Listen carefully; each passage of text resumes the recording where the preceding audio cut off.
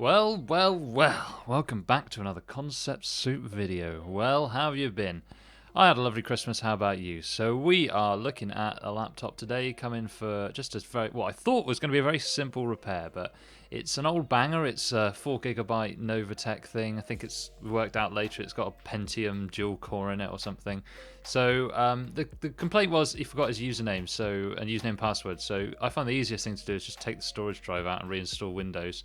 We've got to back their stuff up first. So that's why I'm using Minitool Power Data Recovery.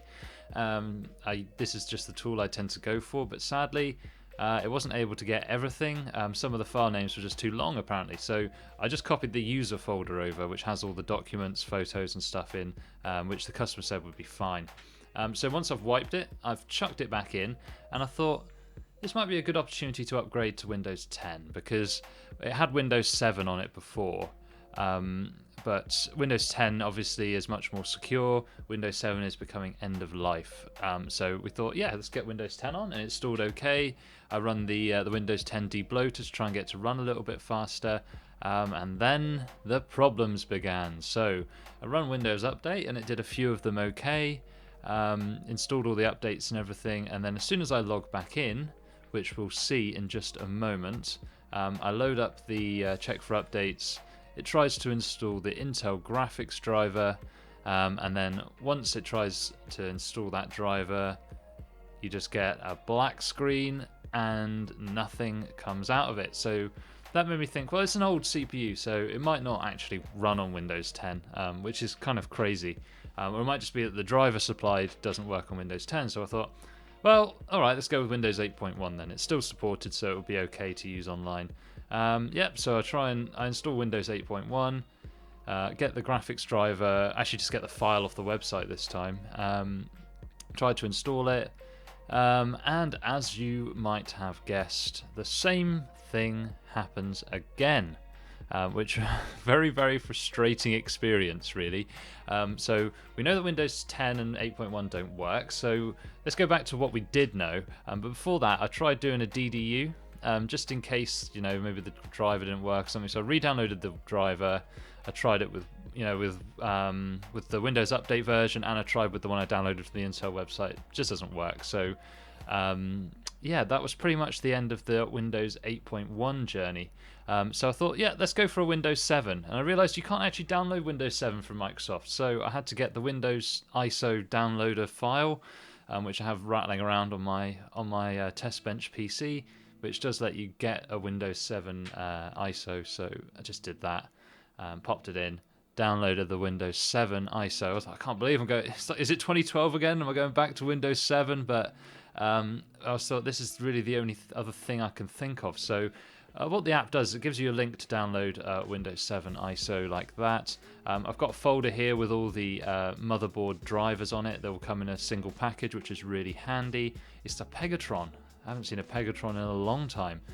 Piece of crap board, but it's a cheap laptop, isn't it?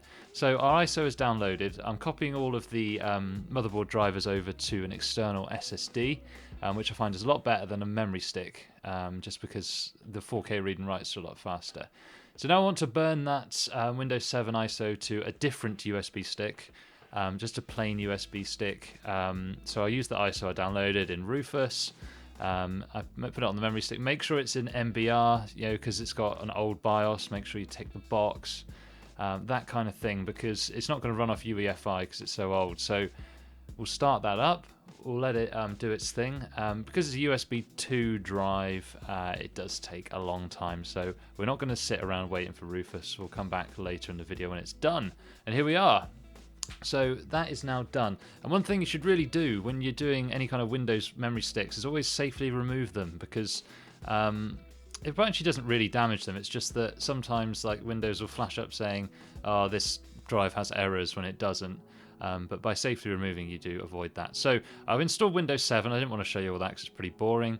And because Windows 7 doesn't have a good version of Windows Defender on it, I put Malwarebytes on it, the free version, which seems to be the most inoffensive of the antivirus softwares.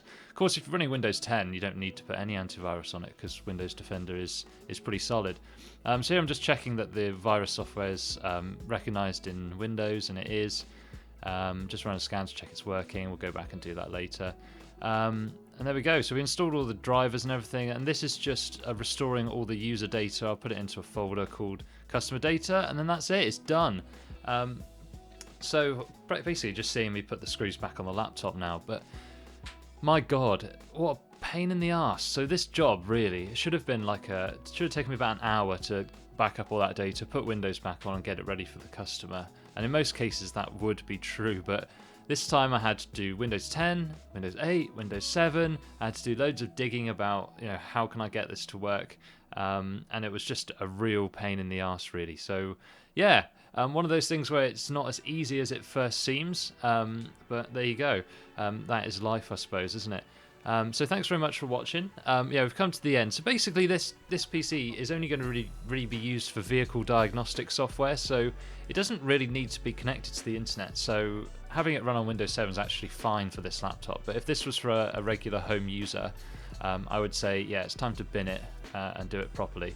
The caveat to that is I have read about this laptop, and apparently if you do a BIOS update on it, it will actually support Windows 8.1, not Windows 10, but at least Windows 8.1, which would allow you to use the web. But that was a bit risky. Of course, doing any BIOS update on an older board where it doesn't have like a very easy USB flash method, you have to create a DOS stick and stuff. It's an absolute pain. And there's always a chance you can brick it with no return.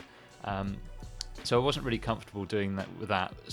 Specifically for this customer, because they don't really need to use it online. So I thought just leave it on Windows 7 and it would be okay. I told him don't connect to the internet, please. Even though you've got an antivirus, there's lots of vulnerabilities in Windows 7 now, so you'd be a bit of a fool to continue to use Windows 7.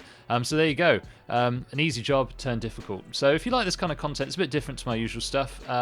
Drop a like, comment, subscribe. Give me some engagement on the video, what you liked, what you disliked, maybe some alternative strategies that you might have used in this situation. Look forward to hearing your thoughts and opinions as always. Catch you later.